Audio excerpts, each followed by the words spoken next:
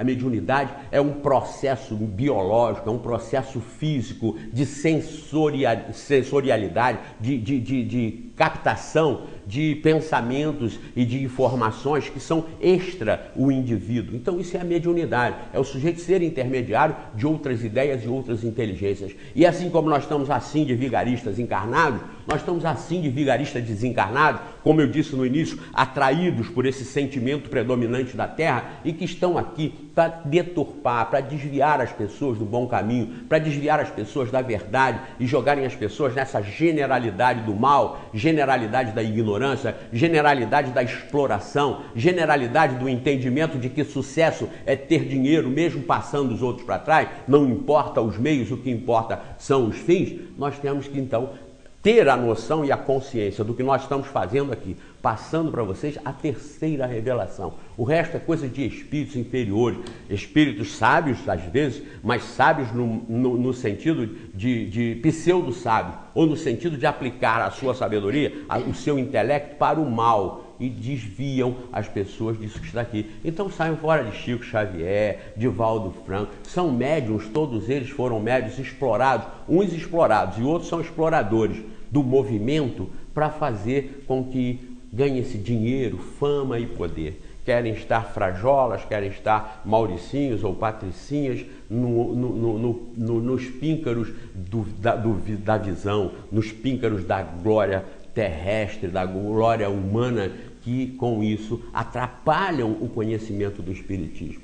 Nós temos toda a moral de falar isso aqui, porque nós não chamamos ninguém para lugar nenhum, não vendemos nada, não somos candidatos a coisa nenhuma e não temos outro interesse senão passar para vocês livro dos Espíritos, livro dos Médiuns, Evangelho segundo o Espiritismo, Céu, Inferno e Gênesis. Vocês indo para essas obras passarão à nossa frente, quem sabe, muitas vezes, como vocês não precisam ter 60 anos disso. Não, o bom senso logo mostra, com a leitura única, uma única leitura, vocês já se encantam, vocês já se incorporam disso e você é melhor do que nós na divulgação. Esse é o futuro do nosso programa, é contaminar as pessoas para o correto, para o certo e tirar desse mercado sórdido, desse mercado imoral que fizeram. Não interessa se vende livro, bota no mercado e principalmente os do Chico Xavier, que a federação assambarcou e se apoderou dos poderes autorais das publicações que rendem milhões. Estão fazendo canecas de Chico Xavier, camisas de Chico Xavier, brinde, tudo quanto é bugiganga, tudo quanto é bobagem, tudo na contramão da doutrina espírita, para ganhar dinheiro, para ter fama e para iludir o povo, para continuar iludindo a humanidade, como fazem todas as religiões de um modo geral, iludindo a humanidade, trapaceando a humanidade ignorante, a humanidade que também por ignorância, por inferioridade, busca vantagem. Nós temos que parar com isso. Ninguém tem vantagem a não ser a dos próprios esforços, a da própria luta, do próprio trabalho, do próprio esforço. Isso é que coroa e que realiza o progresso, que realiza a conquista pessoal. Independentemente de você estar em igreja, em centro espírita, onde quer que seja, você tem que ter essa consciência, porque a lei de Deus está escrita na sua consciência como na minha. Nós temos nas nossas consciências as leis de Deus. Isso é que nós temos que detectar e explorar, desenvolver em nosso proveito. E, consequentemente, desenvolvendo em nosso proveito, nós estaremos espalhando entre todos aqueles que convivem conosco, que são nossos elementos de relação. Automaticamente nós estaremos sendo úteis cada vez mais a pessoas que também serão úteis numa progressão geométrica.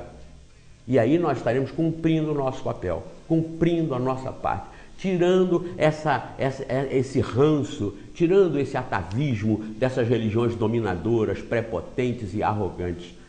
Há até quem diga, eu li essa semana num jornal de uma igreja dizendo o seguinte: aqueles que vêm para a igreja querendo ganhar, perdem.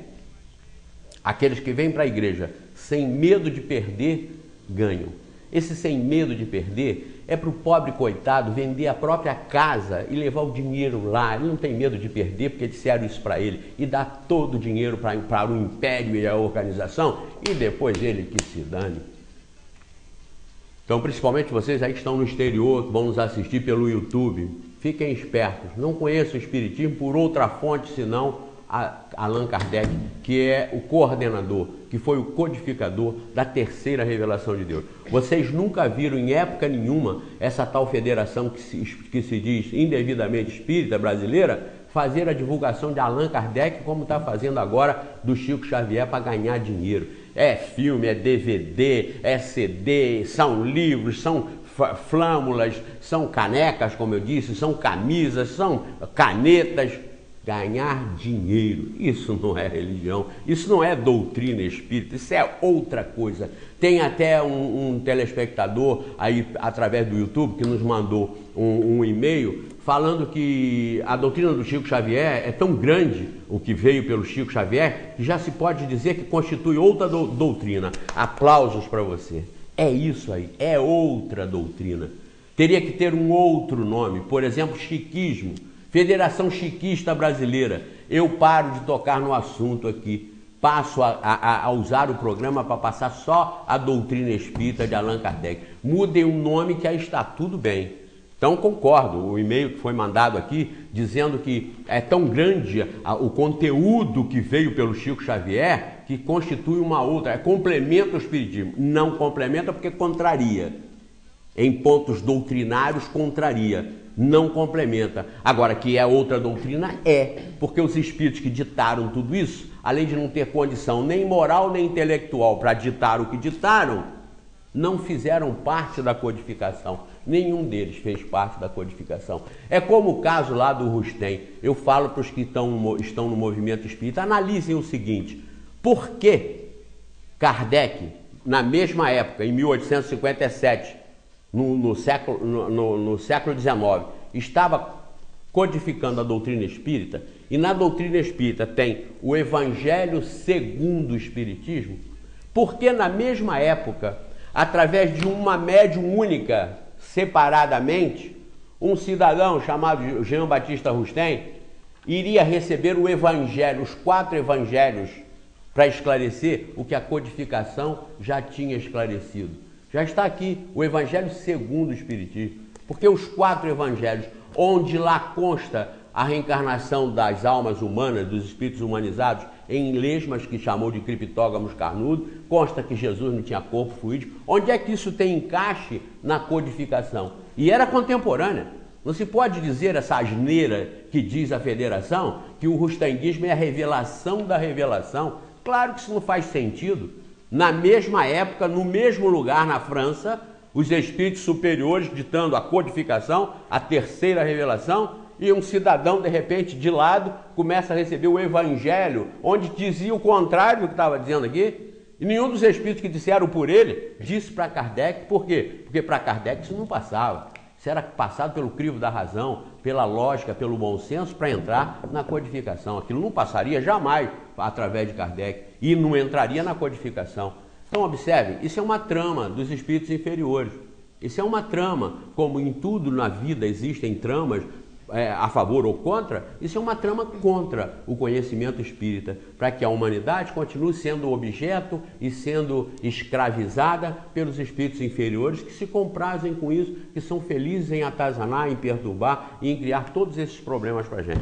Então nós aqui estamos passando essa revelação terceira através da codificação elaborada por Allan Kardec, que é que nós recomendamos para vocês. Custa R$15 o Livro dos Espíritos, R$15.